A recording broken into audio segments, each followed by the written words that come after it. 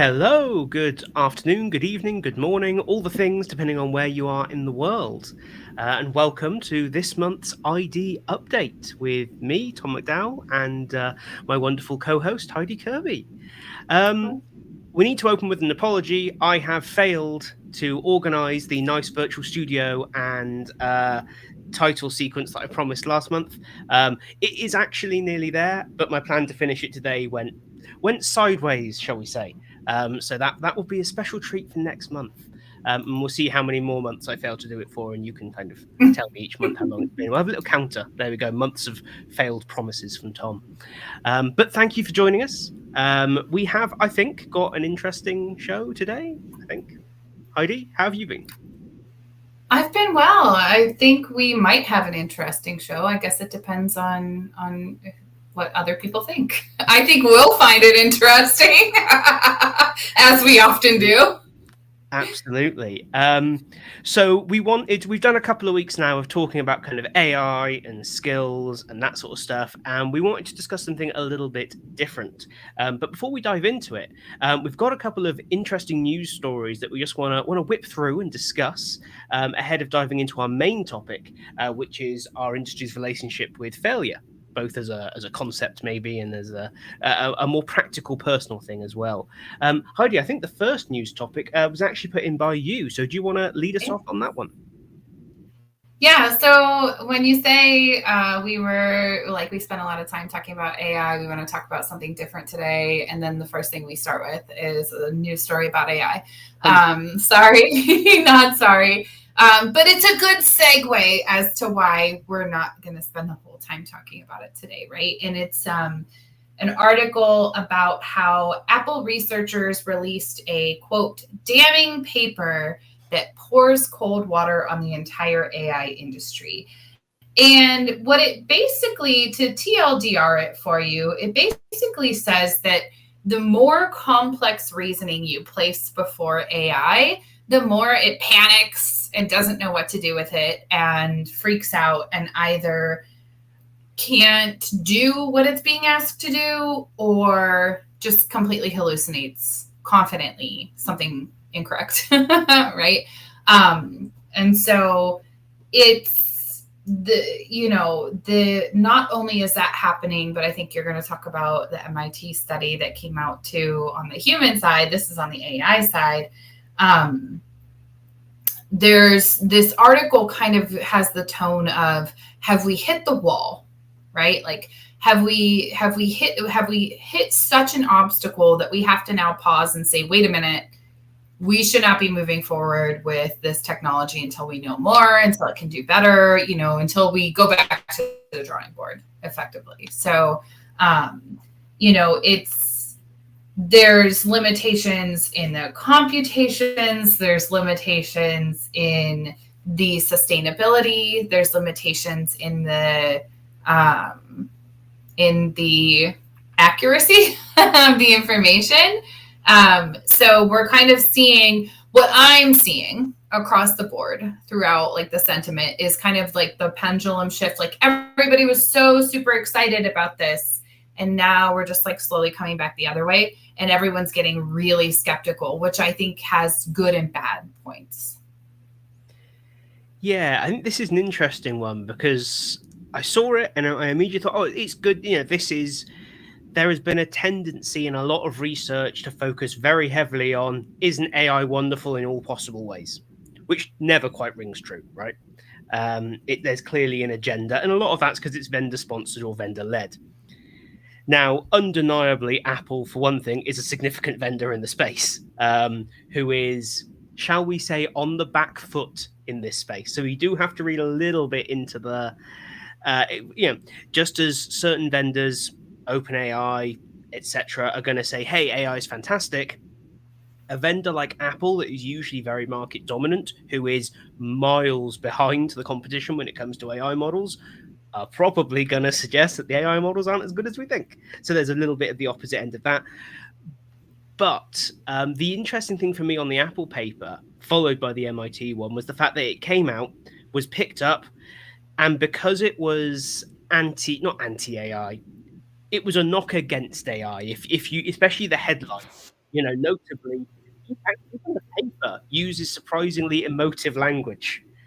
When you describe your own paper as damning, I mean, I'm not a scientist, but damning is not a scientific term, I would suggest. It's quite an emotive term. Yeah. And it's the same with the MIT one, where they talk about how it's going to rot your brain. It's like, well, they don't literally mean that. And so, I don't know, they make me slightly uncomfortable. I guess I'm going to link the two quite closely, I think. I don't actually have a link to the Apple one. I'm not sure if you've got one, but I'll share a link in the chat to the MIT study, which it's like over 200 pages. I will put that out there now. But if you fancy it's quite an interesting read. The abstract is also quite short, so you can always just read the abstract. Or as they suggest, just skip to the discussion and conclusions. It's like, which is a terrible idea. If you're going to read a paper, you do need to read all of it. Because just jumping to the discussion and ideas seems to be what they did, possibly before conducting any research. Because you kind of read their outcomes, and it's very like, oh, humans are special and we're important and we must protect our skills because our knowledge is vital to the future of mankind and blah, blah, blah. It makes you feel good about yourself and therefore makes you want to believe their findings because it tracks with what we like to think, that we're very special, that we couldn't possibly be replaced or replicated, etc., etc., etc. However, and I have to say, hats off to Marcus Bernhardt for flagging this. There's a term for this, and it's called confirmation bias. And some of the jumps on a reread between what they actually found and what they declared their findings to be are quite large. It throws me back to that mindset of, well, we asked 6 people, and because 5 of them said that, clearly 5 out of 6 people across the world said, do we think that's really how that works? So yeah, there are some pretty big jumps, but there is some interesting stuff in it. And I think it's very interesting to see institutions and vendors start to be critical. And my hope would be that they can find a middle ground where research is actually kind of, we don't care about the commercial implications of this. We just want to know what's going on. And at the minute, to me, that's what all of this lacks. Everything's got a bit of an angle. But sorry, I've gone on for a while. Heidi. No, yeah, everything absolutely has an angle. Like you've got I keep referring to them as the AI evangelists versus the AI skeptics. Mm-hmm. And, the evangelists are doing research that's like, this was the most groundbreaking thing ever. And when you look at the research and you pick it apart, like I tend to do with my PhD lens, I go, wait a minute, your sample size is shit. Like you can't approach statistical significance. You either are or you are not. Like there's just certain, even like you said, like emotive language, turns of phrase, like spinning it. And these are like scholarly articles. And I'm just like, as a researcher going, what are you doing? This is not how research goes. But then on the other half of it, right, you've got the AI skeptics and the MIT article that you were talking about. I saw a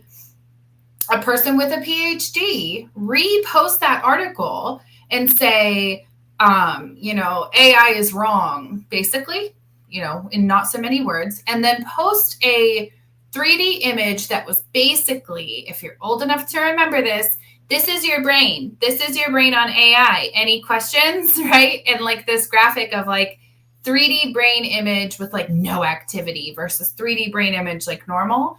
And so I took it upon myself to skim that entire 200-page MIT report. And I went, this graphic is nowhere in here.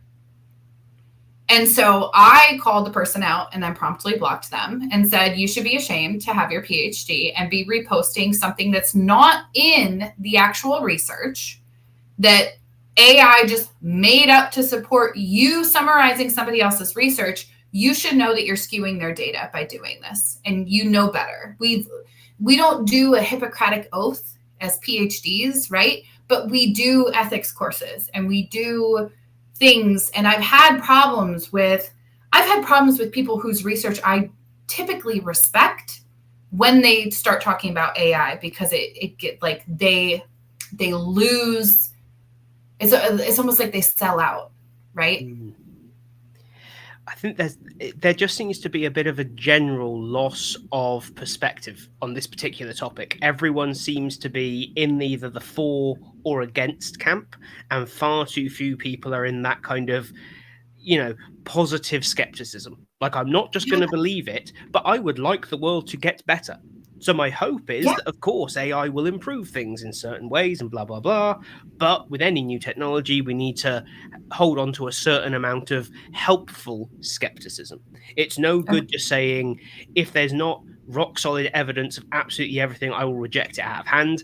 That, is a very safe way to go through life, but it's going to take a long time to do anything. There's always going to be some trying stuff out and seeing how things feel and just trial and error. But when someone is publishing research, it would be nice to be able to look at it. We always have to be somewhat like, is this genuine? Is it this? Is it that? We have to read it carefully. But at the minute, it feels like it's so wildly divorced from good research. It's, maybe it's just me. It's not what I'm used to seeing when I look into research attached to our field. Even if it's not perfect, it's usually of a decent standard, shall we say. Yeah. Unless it's vendor stuff. Yeah, I think social media is a problem as well. And that's factoring in a way that hasn't before, I guess. I think just like the divisiveness, right, that has been intentionally sown throughout social media is like really causing this, like, well, it's either good, like either you love it or you hate it, like pick one. And it's like, no, we don't have to pick anything. Like we can say, yes, it is changing how we think, as did replacing all of our hardbound encyclopedias with Google, right? Very true. That changed the way we think. You do not need to. Do you know your closest 5 people that you talk to on a daily basis on your phone? Do you know their phone numbers, Tom? I barely know my phone number. Right? Exactly. Right? Like, I still can't tell you my partner's phone number off the top of my head. I don't. And my parents, I don't know my parents' phone numbers anymore. I don't know their cell phone numbers, period. If I lost my phone, I would have to just drive to their house and say hello, right? And that's like the kind of shift that happened that people were so scared of back then. And we all turned out generally okay. I don't know. It depends on who you talk to, whether the good old days were better or not. But we have so much more information now. We just don't have to keep it all in our heads ourselves. And this is like the next evolution of that. And I think it's more important how we adapt to it than whether we promote or deny it. 100%. 100%. So that was our attempt to cover 2 news stories very quickly. We kind of failed. We're going to move on. You should use this now. A 2-minute news story for us is never a 2-minute news story. But let us know in the chat what you think. Have you read either study? Do you not bother reading studies? And if so, why? We'd love to hear from you in the conversation. I think our next story, Heidi, it's from you. It's the Cognota story. Cognota. Is that how you pronounce it? Cognota? I'm going to go with that. Why not? I'm not familiar with it. We're going to call it Cognota. P.S. Just a helpful tip to anyone who watches this, who's creating an EdTech product, maybe crowdsource the name. I've seen so many bad names lately. So many people who cannot pronounce names of EdTech. I've worked for founders who have not thought about this and who have been like, this is brilliant. I made up my own word. This is so fantastic. And no one can say said word. But yes, regardless, Cognota announced a strategic alliance with Deloitte Canada to revolutionize learning and development operations. That's the title of the article. And unfortunately, the press release itself doesn't give much more detail. I'm just going to read you a little bit here. The alliance aims to provide clients with comprehensive end-to-end solutions that bridge the critical gap between L&D strategy and operational excellence.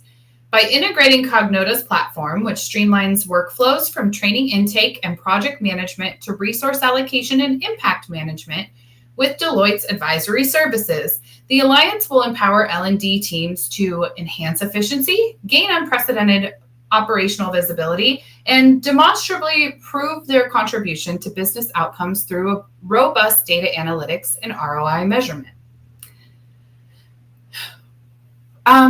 What?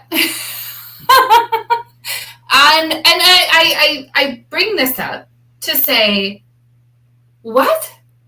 Just to say, what does that mean, right? Like, also, first of all, the press release was written by AI. I can tell because I've used it to write enough things that I real recognize real or fake in this case, right? But it's definitely written by ChatGPT, the press release itself, which is not bad in and of itself, but it does what ChatGPT does, and it's saying nothing, right? These are a bunch of, Lauren says, will it teach everyone how to learn? Apparently it will. Apparently. It will provide clients with comprehensive end-to-end solutions, period. To all things, in all matters, just solutions in general. This is tricky because, and this is the danger, having written a lot of press releases, I would suggest that 90% of the purpose for press releases is to keep investors happy by using big, positive sounding words. But basically, and I've had not exactly that feedback, but feedback that was certainly containing that message veiled in other language, shall we say, of we can't release this press release. It contains useful information on what we're actually doing that investors won't understand. So the only reason I'm sort of somewhat confident in that is, one, my experience of writing them, and two, knowing a little bit about the learn ops stuff that Cognota do is good stuff. Like, they're laser focused, interestingly, on this idea of of learn ops, or basically cross-functional teams working throughout the business to improve, skill development and capability improvement. It's solid stuff, really good stuff. I can't help but think this is exactly the kind of bollocks that Deloitte investors would like to hear someone say. Because it's the kind of thing that Deloitte themselves would write, or a McKinsey, or a... I've heard that about that malarkey. Yeah. lots of words, nothing said, basically. Yeah. Therefore, no tangible deliverables they can be held to, so it must be good value for money. Quick, hire another consultant.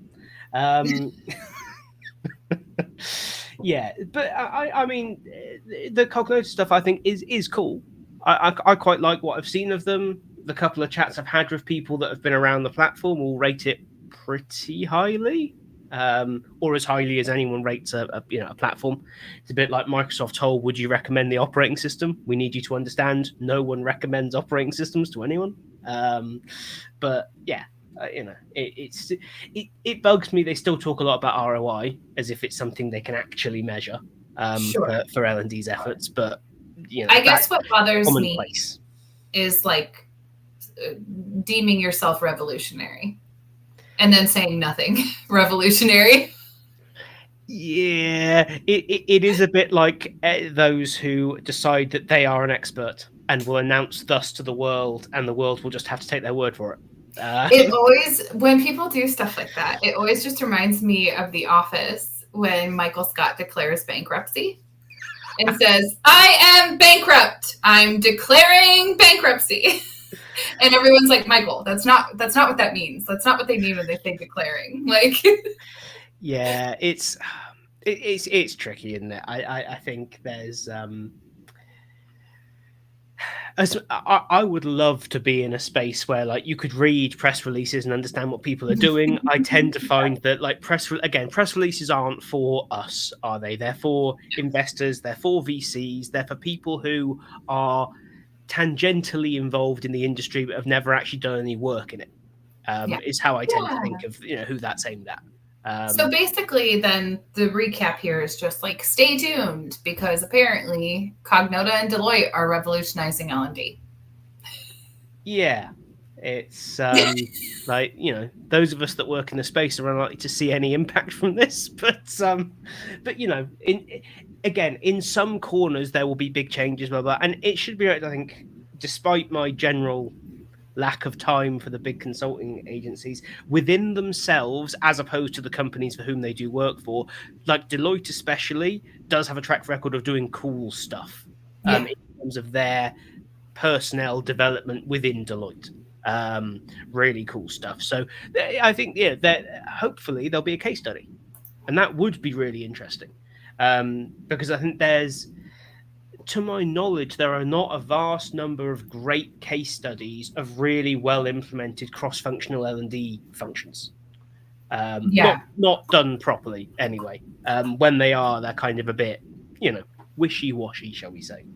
But no, hopefully it leads to something. You never know. Which I guess brings us to our last quick-fire news story from me. A little while ago, I posted about an event that I'm really excited for, the Learning Leaders Forum, that was going to be in the summer. It's actually been moved to October, which is awesome. I know lots of people were like, but I'm on holiday and I'm not flying home for an L&D event, which is fair enough. So if you were looking at it and now won't be going, it's now set for October date, time, places. It's now set for October 20th and 21st. I will drop a link in the chat. It is, I think, going to be, one of those really fantastic events. You've got Laura Overton hosting the day. So it's going to be really, really well put together. It's put together by the team over at CLO 100. And they have also said anyone who wants it, if you're a reader of CPD Weekly, you'll find in there each Monday a discount code, so you'll be able to save, I think it's about £100 off the ticket price as well. But well worth a look if you are looking for kind of a leadership focused event, which often are lacking. Lots of networking opportunities. It's a residential event as well, so it's like you get a night away in a nice hotel and some nice food. But the benefit of that, obviously, is that you actually spend the evening and the day, etc., with this group of L&D leaders. You can chill out, you can network. It kind of keeps the rest of the world at bay for 48 hours or 36 hours or whatever it is. So a really good opportunity to build your network in the space. So an event that I'm looking forward to, but that has been pushed back till later in the year, perhaps in a sign of generally what's going on in our wider industry. Sure. But with that, that's all our news stories done. And so I want to take us into our main topic for today's session. Heidi, do you want to dive us into this one? Because I know you initially put it forward, so I think you should probably better placed than I to get us started. Sure. So I wanted to talk a little bit today about something that I feel like I haven't talked about in a while, that I used to talk about all the time.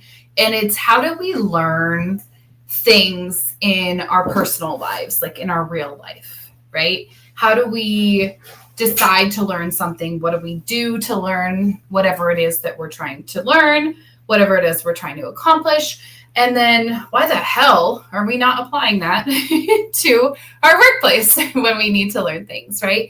And I especially wanted to talk about failure as a mechanism to do that, because I know one of my colleagues in my PhD program, and I'm not going to do a bunch of, scholarly reports or research. You can look it up yourself because there's plenty out there.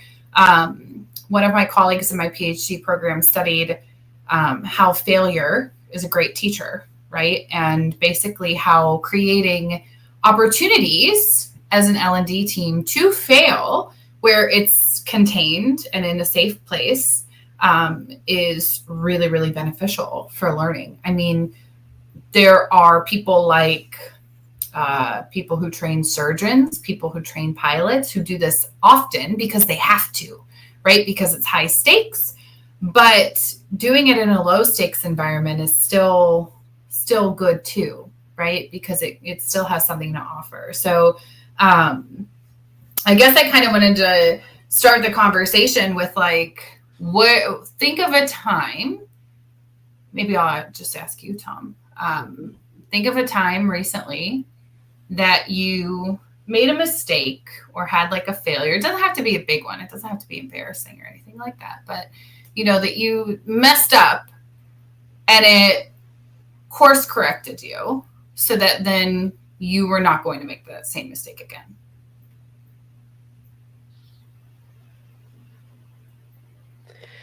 Yeah, I can definitely think of one. I mean, we're quite fortunate, I guess, in that at Evolve we're big on experimental practice, so we kind of get to we're encouraged to fall flat on our faces occasionally.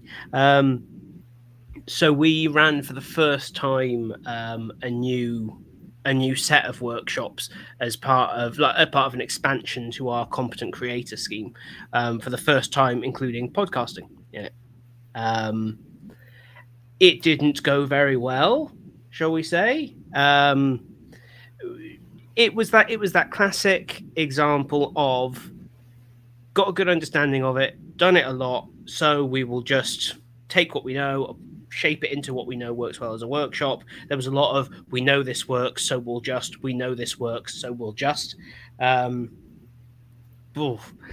It was that classic example of all the individual components were good, but it missed the thing that weirdly I talk about a lot, which is like this flow that a good session has to have.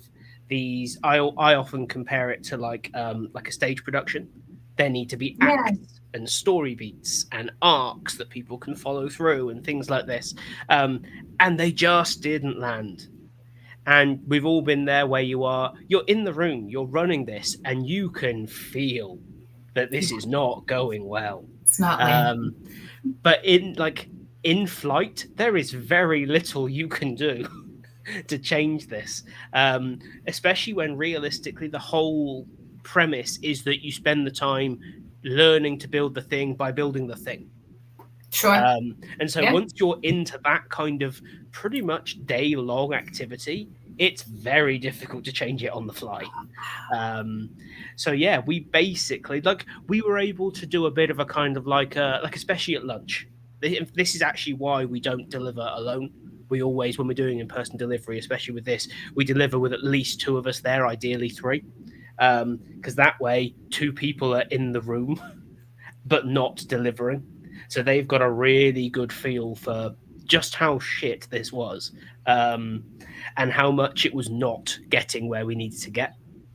But it also meant that we were able to sit there at lunch and be like, right, we need to fix this.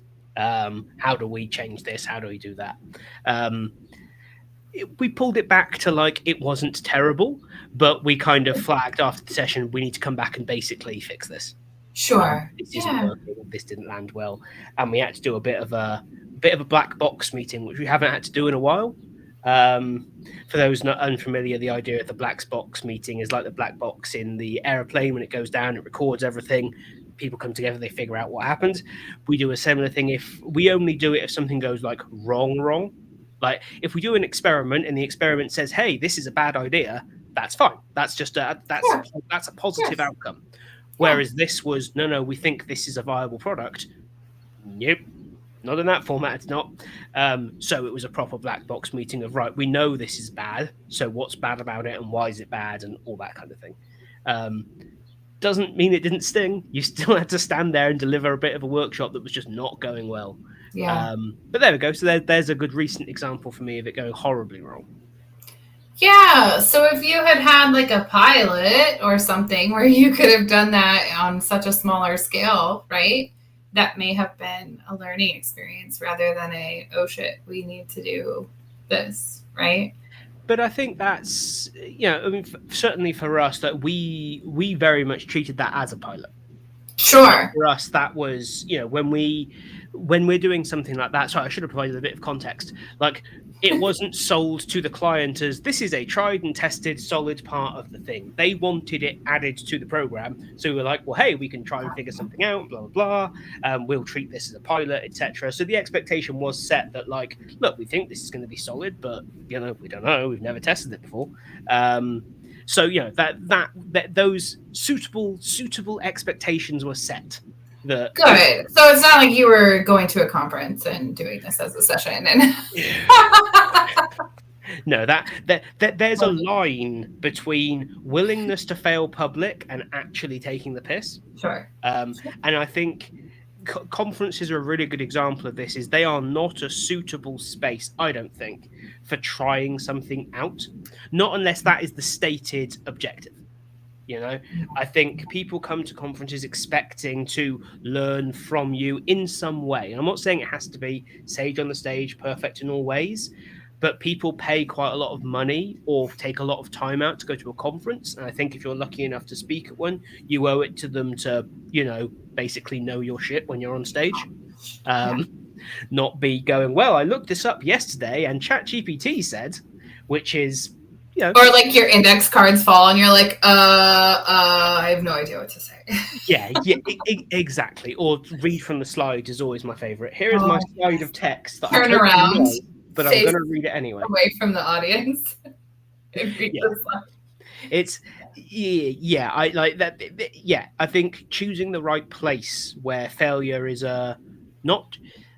This is difficult, right? Because if you fail giving a conference talk, I don't want to be like, therefore you're a bad person and you've taken people's. Yeah, of course. That's, you know, things can go wrong no matter how good you are, no matter how well prepared you are. Things can go horribly wrong. I've bombed at a conference before. It's really unpleasant. No matter how much effort you put into it, it can happen on the day for a number of reasons. But I think you do owe it to that particular audience to go in with this not being an experiment. You know, this is this is delivery time. You know, it's on you to deliver. Whereas I think in workshops, it could be either or. You know, there are situations where a workshop is like, no, actually, we've been hired in to do a job. We've got to deliver. We've got to do this, that, and the next thing. And our job is to reliably provide that. And there are scenarios where, like this was, there is the scope here for this is new, this is highly experimental. If this doesn't go well, the expectation is set that we will fix it, but that is a possible outcome here. And I think it's knowing which one of those you're at that we're not very good at as an industry, because ultimately it's all expectation setting. I've talked for a long time. Sorry, Heidi. Back to you're good. You're good. That's a very good story, and it's a very good example.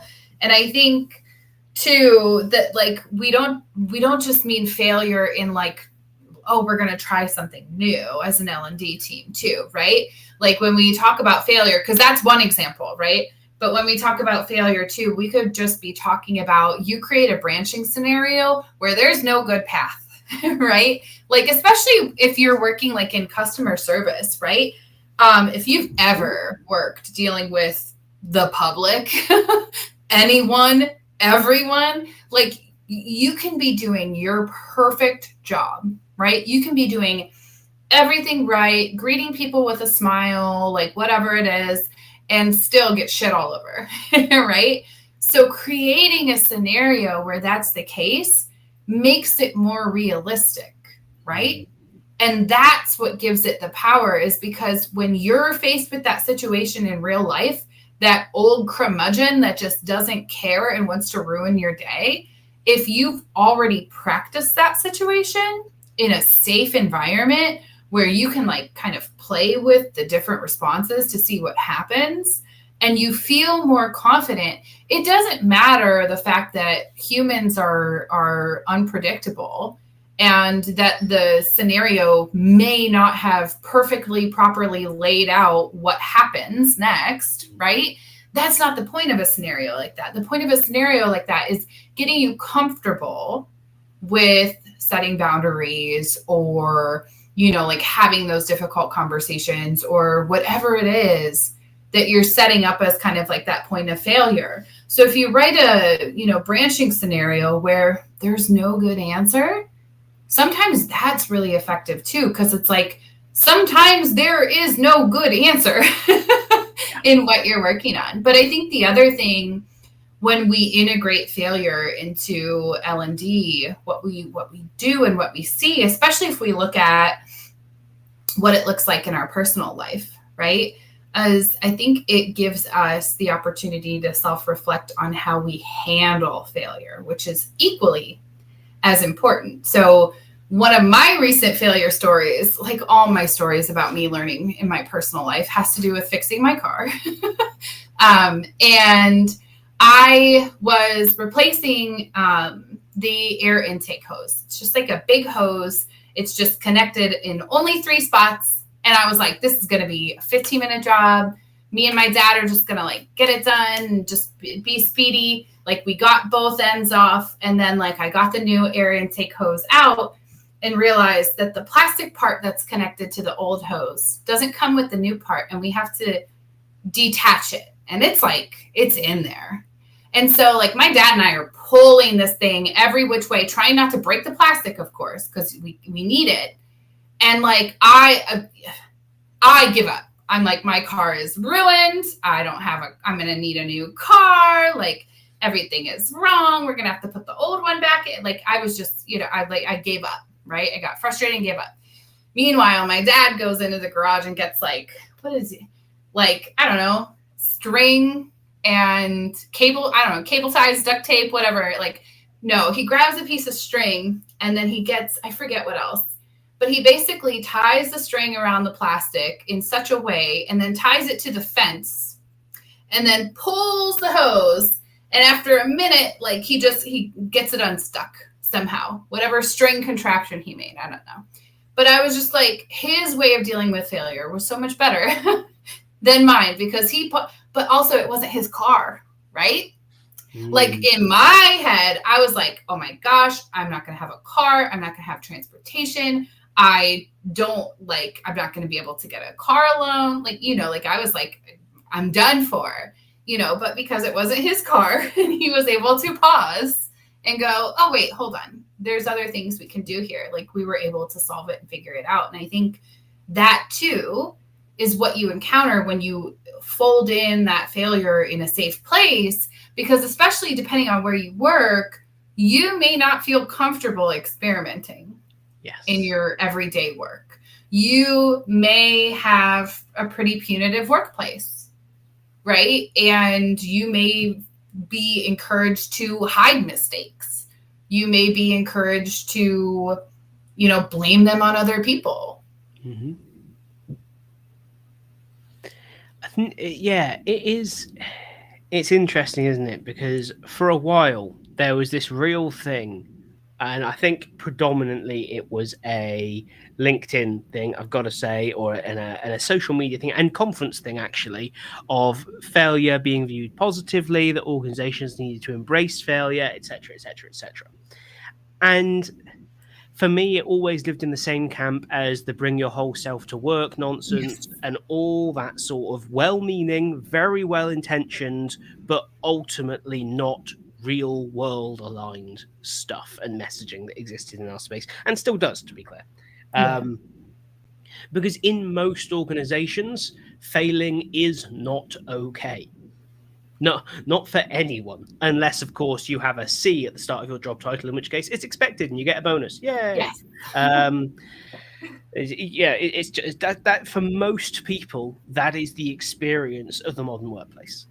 And so I think that's kind of the danger whenever we talk about failure in this sense. I think a lot of people are immediately turned away from that potential opportunity because they don't view it as the said opportunity. They view it simply as risk. Risk to their future in the organization, risk to how they're perceived, risk to their, even just other jobs in the future.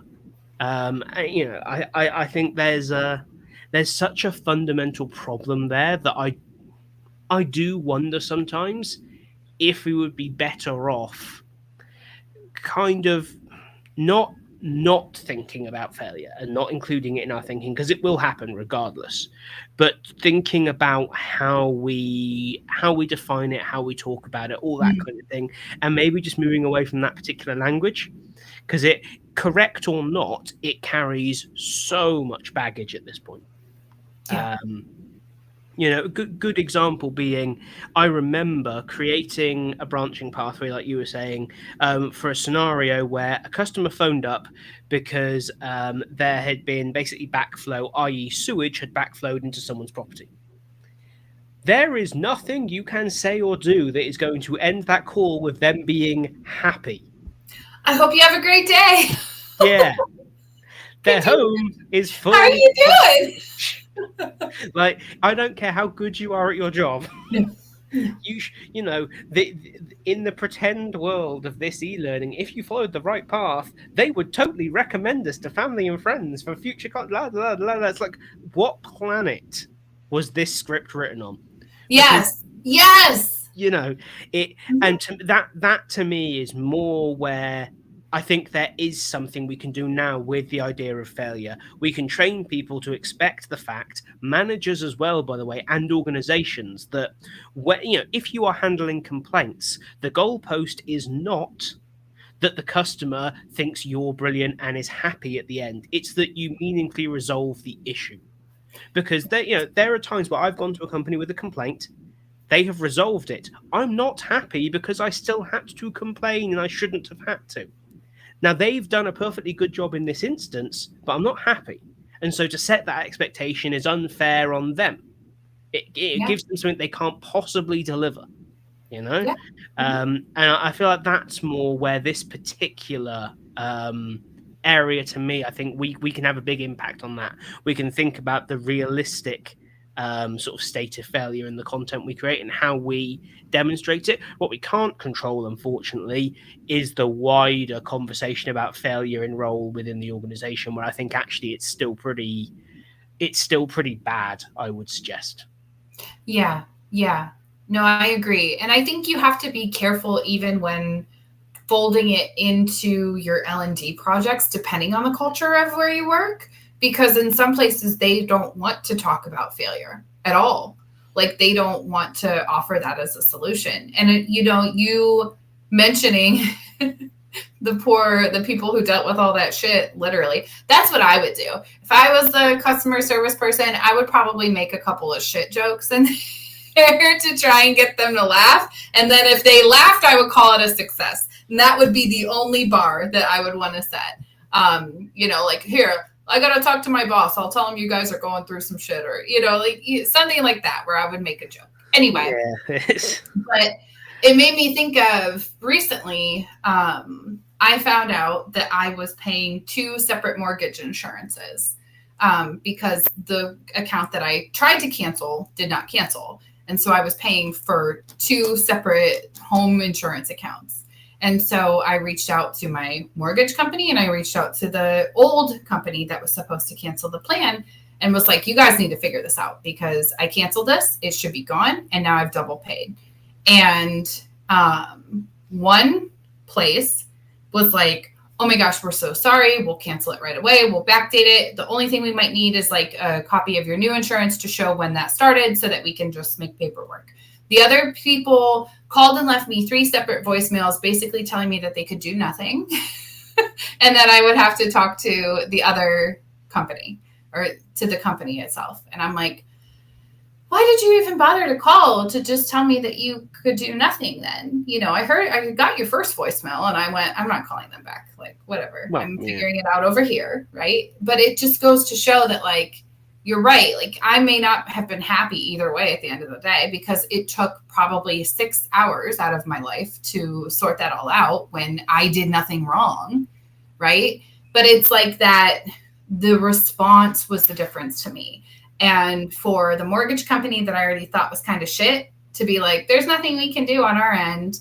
I'm like, wow, now I really think you guys are shit, and it just it reinforces. So, having that on the frontline side is really good, but also having it like on the leadership side is really good too, right? Like, if we're talking about soft skills and difficult conversations and setting people up to fail in those scenarios because, maybe you do something on somebody steals your work and presents it as their own, and how do you handle that, right? Like, because like these are the thing that's so hard for me, and maybe it's because I'm just so sensitive, is that because of what I post and how I put myself out there online, I get like an inbox full of people telling me about like their horrible bosses, They're horrible cultures. They're horrible. And like, I just find myself like yelling at the sky, it doesn't have to be this way. Like, it can be better, you know? And I see these people who are seemingly like great, awesome, like, oh, my company is so amazing, or I'm so amazing, and I'm speaking at all these conferences. And meanwhile, your team is complaining to me in the DMs about how toxic you are, you know? Yeah, and I wonder if this is like I've said quite a few times that I think like leadership development training is like the black hole of every L&D budget, 99% utterly wasted, no real world impact, Oh, yeah. etc., etc., etc. However, is this an area where there could be some meaningful training for leaders and managers around how they handle failure, because it is going to happen. I see tons of money and time spent on like high performing teams training. Not every team is a high performing team. Some teams are poor performing teams, they are low performing teams, and therefore they need a leader and a manager who's equipped to Yes. deal with failure productively, so they stand a chance of one day becoming that promised high performing team. But you know, how not to be a dick during failure is not quite as attractive as a program compared to high performing teams, or Right. whatever the new term get. That sort of function gets renamed every couple of years for whatever's popular at the time, right? But I don't know. I just feel like there is a lot of focus that assumes positive outcomes most of the time. Whereas the world, to my mind, is predominantly filled with lots of effort, lots of well meaning intent, but often failure in business.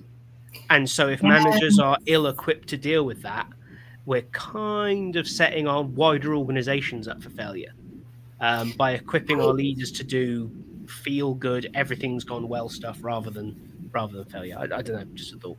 Yeah, well, and I've managed a high performing team once, and I can tell you they needed very little management at all. Like, they were hard. What was I gonna do? Like, I protected them. I helped protect their boundaries. I helped like tell them what projects were what, but they were on their own. I led another team where both people were kind of new. They weren't poor performing at all. They were just new to what they were doing, new to the role, and they needed a lot more help. And I've also seen teams where I can see from the outside that like these people just need a little guidance. They just need, because really, you know, people want to just throw this big giant lazy label on everybody. But I'm a big believer in, if you haven't read Laziness Does Not Exist by Dr. Devin Price, you should check it out. But I'm a big believer in that people want to do a good job generally. 90% of people, there are people who are just like, nah, I just go to work for the paycheck. But most people, even those people, still don't want to do a bad job. It's not like they intentionally want to mess everybody else up, and you know, they want to go to work and just like be okay. Like, let me just, even if they just want like the mediocre, I just want to have my happy path and go home. You know, it's not like they want to mess stuff up. And so this kind of idea that people are lazy, they want to mess stuff up, they want to, you know, it's projection really, because it's corporations saying this who are messing stuff up, who are taking so much of the profit that they're not giving any away to their actual workers, right? Like, it's just psychological projection, really. Yeah, I mean, even then, it's interesting how, for instance, that team of two that you mentioned, new to the industry, I would argue they are a low performance or poor performance team. However, we tend to read a negative kind of Right. intent onto low performance. Whereas in that context, low performance was because it's day one on the job. Of course, I'm low freaking performing. I don't know what I'm doing yet. You know? Yeah. Everyone starts as low performance. We have to. Otherwise, you'd be born an expert and just gradually get worse. That does seem to happen in some cases. But, we are far too quick to read negative intent from lower levels of performance than we might like to see. Because as you say, like I've met very, very few people who want to do a bad job. Most teams who are underperforming either because they're new or because something is stopping them doing a good job. And instead of going, well, they just need to do better, which everyone goes, ha, but no one just does that. So that is what the vast majority of businesses do to underperforming teams. Work harder, do better, make this number go up. We're going to do nothing to help you, but just right. The problem must be you because the rest of the world is utterly perfect. You can see the problem. Yeah. I think it's, and that's a challenge because I think even within L&D, we tend to say top performance, wow, these people are amazing. Low performing teams, oh, those people need, and it's like, oh, hang on, no, I do it as well. We immediately go into what's wrong with these people. But we don't do it to ourselves. Oh, no, never. Because we're all high performing, like, I was going to say sociopaths then. But maybe that's closer to the truth. Freudian slip over here. Everyone else in the world is the problem, and I'm perfect. It's interesting, actually. I had this conversation with someone else recently following an L&D conference. And I made the comment that, isn't it amazing that thousands of us in the room, and apparently all of us are at the absolute top of our game? That's weird. Because it would suggest there must be a bell curve. Like some people in this room can't be as good as they think they are. Maybe it's me. Right? Right. There's a distinct lack of self-awareness sometimes when we talk about performance. What I'm told is that the people who think, what if it's me, are not the problem. I'm still not convinced. But because I still do the same thing, I go, what if I'm the asshole here? But everyone says if you question yourself, that's part of the self-reflection, and that means that you're probably safe. But I don't know. I think you stand more of a chance of at least being open to the idea that, you're not always a top performer and are not always going to be a top performer. Because again, it goes to that point of, oh, this team is a top performing team. What, all the time? 5 days a week? 52 weeks a year? Incredible. How long will that last? That's not how performance works. Performance is you're only as good as your previous day. Yeah. And I think, again, we forget that sometimes in those conversations, that this high-performing team probably means they're high-performing more than 50% of the time, realistically, because that tends to be the kind of perception line, right? Whereas the team that's high-performing 1 day a year, probably does need some sport, but it's not quite as constant as we like to think these things are. But same as that, I consider our team at Evolve to be a reasonably solid performing team. I'm never fully comfortable putting it high performing. They are. I think I probably adjust us down a little bit compared to them some weeks. But undeniably, when we did that workshop for the podcasting thing and we adapted it to this new context, it didn't quite land. That was a low performing day. Sure. By any sense, not because we couldn't be asked, not because we didn't try, not because we didn't try to do everything right. The content was all correct. I think I ran the session as well as I could run a session, but it didn't work. And therefore, despite all the inputs, it was low performance. And I think we've got to take that slightly broader view sometimes. And I think that your point on kind of failure and how we perceive it's been really, really interesting in thinking about that, actually, in regard to that. But we're very near the end of the show, and I want to give you the kind of closing bit on this. So, as instructional designers, learning peeps of various varieties, what should we be looking to adjust, change, and do in our practice based on what we've been talking about? I think the first thing is to start noticing how you're learning outside of work, because that can give you new ideas into your projects or anything like that. Like the solution to a L&D problem came to me when I was doing something completely unrelated. It was still for that same client.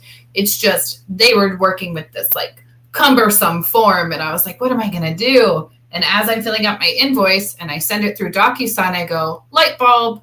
Everybody in this organization has DocuSign. I can automate it, right? And it's like doing those things, learning outside of work can give you inspiration and give you ideas. But I also think that you should find a small way to fold in failure into whatever it is that you're doing, whether it's just like a little scenario based quiz question, whether it's just a context or a background where you're giving somebody something really difficult to get over, and just set the bar really high with no expectations so that when the bar gets met, you will be surprised. Fantastic. Something for us all to go and put into action there. We are coming up on the hour, though, so I want to say thank you to everyone who's joined us. Thank you, Heidi, for another Thanks for having me again. conversation. These have continue to be very good fun. We will continue with the idea update. It'll be back again next month. If there are topics you'd like us to see included, please get in touch. We'd love your input, love your ideas, both for topics and for news stories you'd like discussed. But until then, have an amazing month, and we shall see you on the last. I think we're doing the last Friday again. I think. Sure. Why not? We'll put a link out or something crazy like that so that you know when it is. But we'll see you next month.